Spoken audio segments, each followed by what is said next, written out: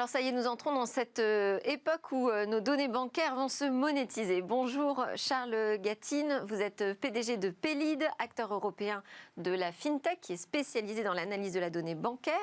Alors en créant cette entreprise, votre idée c'était quoi? C'était de maximiser l'utilisation des données clients. Pourquoi? Pour favoriser, améliorer la relation entre la banque et ses clients? Notre métier, donc du coup l'idée de départ, c'est de mettre au travail la donnée bancaire pour créer de la valeur pour l'ensemble de l'écosystème autour de la donnée bancaire. C'est-à-dire évidemment le client de la banque, mais également le réseau d'annonceurs qui, eux, payent pour cette performance. Parce que ce n'était pas le cas jusqu'ici, aucune culture de la donnée dans les banques. On ne peut pas dire aucune. Je pense que les banques analysaient et analysent encore la donnée de transaction bancaire pour maximiser leur relation avec le client.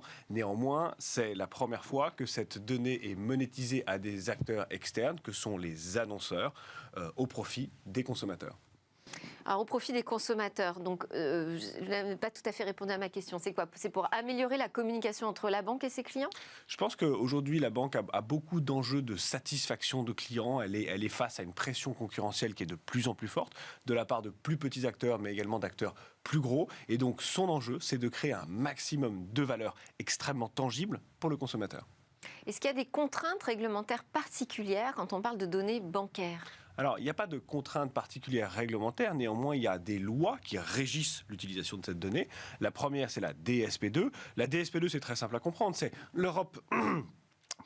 c'est l'Europe qui dit aux banques, écoutez, cette donnée transactionnelle bancaire, elle appartient à votre client, et si votre client veut la partager, alors vous les banques, vous devez faciliter ce partage. Et puis de l'autre côté, vous avez classiquement, si je puis dire, la RGPD, qui explique que ce partage de la donnée, oui, bien sûr, mais ça se fait avec un certain nombre de règles, qui est la transparence, le fait qu'on doit pouvoir se désinscrire rapidement, et puis le fait que les données qui sont récupérées doivent être utiles, sinon on ne les récupère pas. Comment fonctionne votre technologie d'analyse? Que si j'ai bien compris, donc, il s'agit de collecter un ensemble de données sur les clients des banques et ensuite vous les anonymisez? Alors, comment fonctionne notre technologie? Nous, on récupère de la donnée anonymisée, ou pour être plus précis, pseudonymisée. D'accord? Donc vous arrivez après dans le process? Oui, c'est-à-dire qu'on n'a pas expliqué le service de Pélide, mais en gros, Pélide, pour une banque, ce qu'on va faire très concrètement, c'est qu'on va transformer les cartes de fidélité, les cartes bancaires, en cartes de fidélité. Et donc, ce que ça veut dire concrètement pour l'utilisateur, c'est qu'à partir du moment où il accepte de rentrer sur le programme de fidélité, eh bien, très simplement, il va accéder, il va récupérer des euros chez notre réseau de marchands partenaires, dans lequel il y a plus de 15 000 points de vente aujourd'hui, et ça va se faire extrêmement simplement. Donc, le premier point, c'est le consentement de l'utilisateur. Et une fois que l'utilisateur a consenti à rentrer sur ce réseau, eh bien, on récupère de façon anonyme sa donnée. Et notre métier, pour répondre à votre question, c'est d'enrichir cette donnée, c'est-à-dire de voir quand une transaction arrive, à quel point de vente et à quel marchand elle appartient, et ensuite de se servir de cette donnée enrichie pour faire de la connaissance client et pouvoir extraire la valeur de cette donnée-là. Mais si c'est anonymisé, comment est-ce qu'on peut s'en servir pour personnaliser un service au client? Imaginons que votre banque comprenne que vous êtes en train de déménager, par exemple, eh bien, elle peut vous apporter tout un tas de services, de ristournes sur des produits bancaires. Donc, c'est une manière... C'est quand même personnalisé, hein, on n'est pas dans l'anonymisation totale. Alors... Pardon. Pseudonymisé, c'est ça. Oui. D'accord. Alors, qu'est-ce que ça veut dire? C'est-à-dire que nous, en fait, on récupère un token, c'est-à-dire, je ne connais pas votre nom, je ne connais pas votre prénom, je n'ai pas d'informations identifiantes sur vous, mais je sais que... Vous avez un identifiant. Exactement, tout à fait. Ce qui me permet de personnaliser, mais sans vous connaître. Alors, je parlais de cette concurrence galopante des néobanques et des GAFA. Vous pensez aujourd'hui que les banques sont vraiment en danger par cette nouvelle mouvance? Il y a une forte culture de la donnée, justement? Alors, je pense que les banques font face à plusieurs challenges, mais elles ont néanmoins de très bons atouts pour évidemment continuer à bien faire leur métier. Il n'y a pas de problème de mon point de vue là-dessus. D'abord, il y a un challenge parce qu'il y a de plus en plus d'acteurs beaucoup plus petits. Il y avait les banques en ligne, puis maintenant les néobanques. Et ce qu'apportent aujourd'hui dans l'environnement ces banques-là, c'est une volonté de transparence. Moi, néobanque, eh bien, je vais apporter beaucoup de transparence. Donc ça, c'est un challenge pour les banques qui, elles, parfois, ont peut-être un peu moins de transparence sur leur PNB bancaire.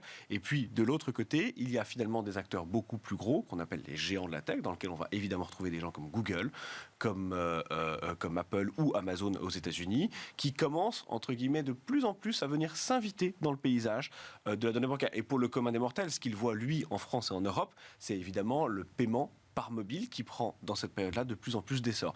Donc la banque se retrouve face à beaucoup de challenges et à beaucoup d'atouts pour résoudre ces challenges. Et en fait, un de ses assets principaux, au-delà de son réseau bancaire, eh bien, c'est sa donnée transactionnelle parce qu'on peut créer beaucoup de valeur pour le consommateur avec cette donnée. Donc c'est juste si je dis qu'on monétisait l'argent de ses clients et on va pouvoir monétiser leurs données. C'est une nouvelle source de revenus. Mais est-ce que vous avez employé le terme de transparence? Est-ce que vraiment ça va favoriser la transparence des pratiques bancaires?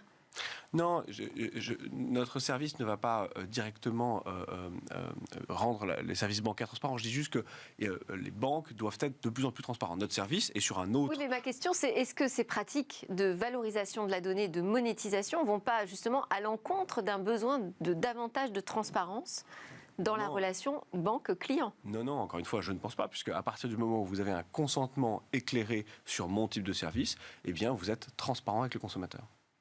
Bon, d'accord, ça reste à démontrer. Vous travaillez avec quelles banques? Qui sont vos premières clientes? Alors, on travaille très fortement avec BNP, avec Crédit Agricole, avec le groupe La Banque Postale, avec le groupe Arkea, ça c'est pour la France. Et puis, elles utilisent toutes le même type de service ou chacune a sa spécialité? Alors, nous, on est un outil qui va permettre de gérer des programmes de fidélité sur la base de ce qu'on s'est dit.